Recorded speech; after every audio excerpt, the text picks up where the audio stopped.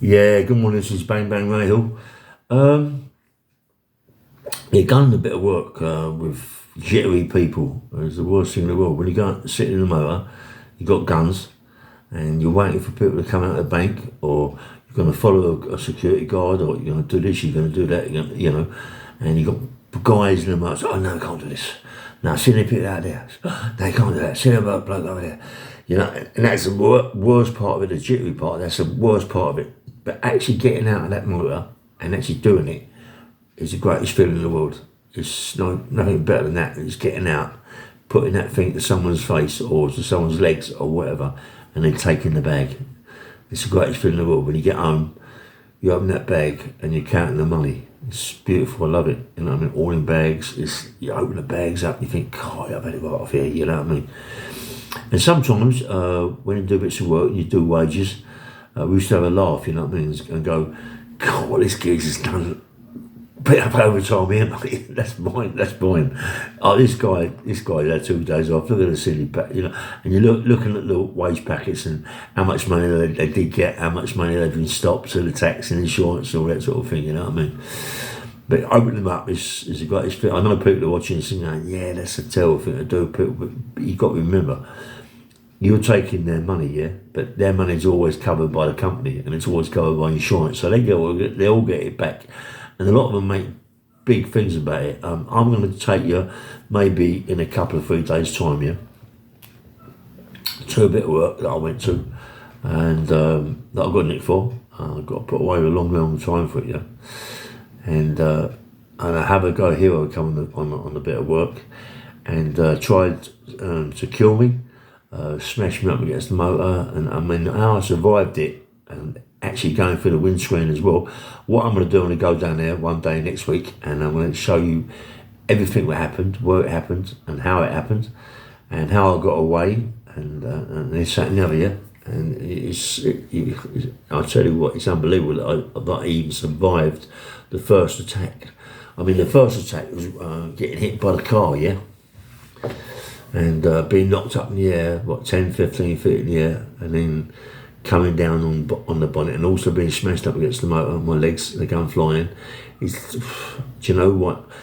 This guy, to this day, I feel that he was, he'd been watching us for a long time, and whether or not he was ex-Old Bill or was Old Bill, but mind you, I think if it had been Old Bill, they'd have come on it a bit more heavy than what they did.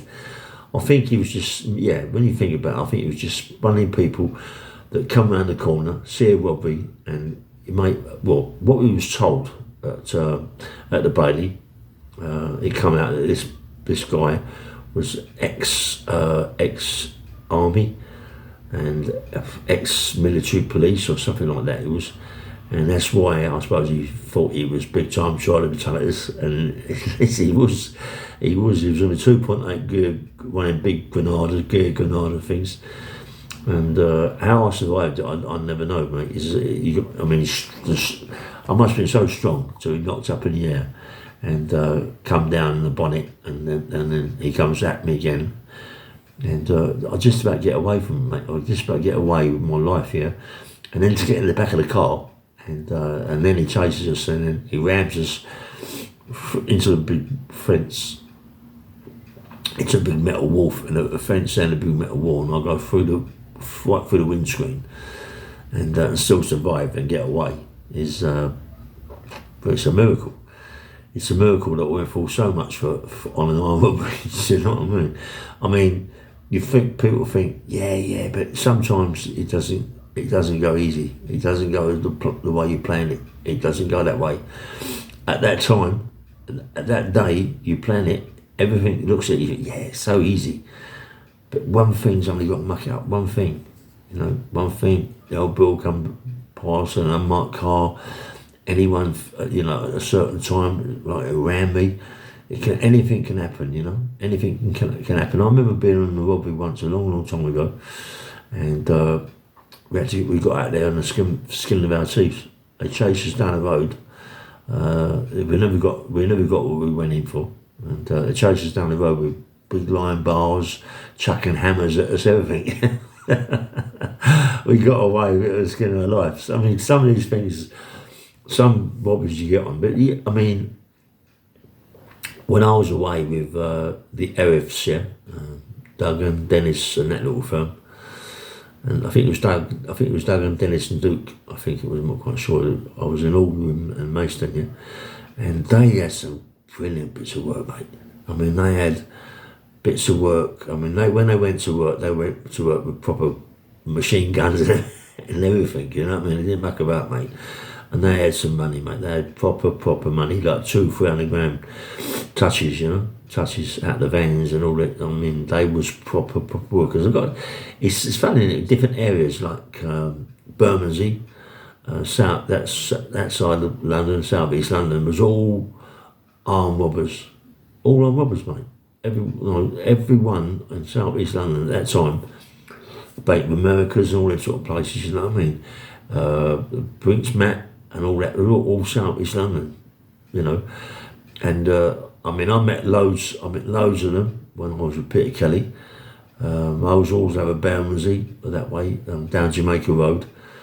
And then lots of, I mean, I never drink, but I was going to pubs with all that lot and meet some proper people and some nasty people, mate, who have got plenty of money. I mean, all they're doing all day long is drinking and taking coke.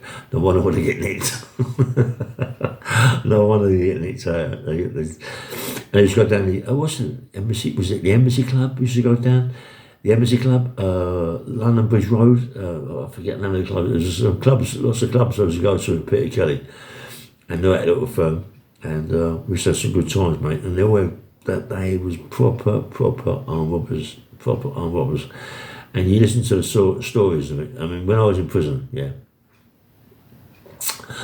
in Albany, I mean, there were so many proper robbers in there, mate. I mean, it's funny in the 70s, in the early 70s, and the 60s, late 60s, everyone in Wandsworth Prison, in the Scrubs, the Ville, and all that lot, and Brixton and all them lot, was all armed robbers.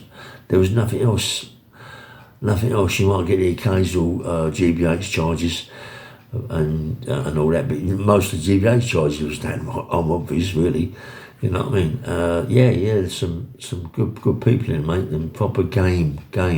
All little firms, you know, 7, 8, 9-handed, 3-handed, 4-handed, you know, proper firms going on robberies and the old Bill. I mean, they had the robbery squad, didn't they? That robbery squad was a bad little mob, mate. I mean, they set more people up than enough. They used to go on bits of work.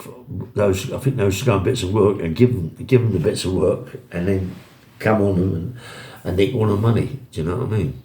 That was a bit near the mark, that little robbery squad, especially that Barnes Series Squad 1. I think that was the worst ones. They was, but I mean, I've seen some carry-ons on robberies, mate.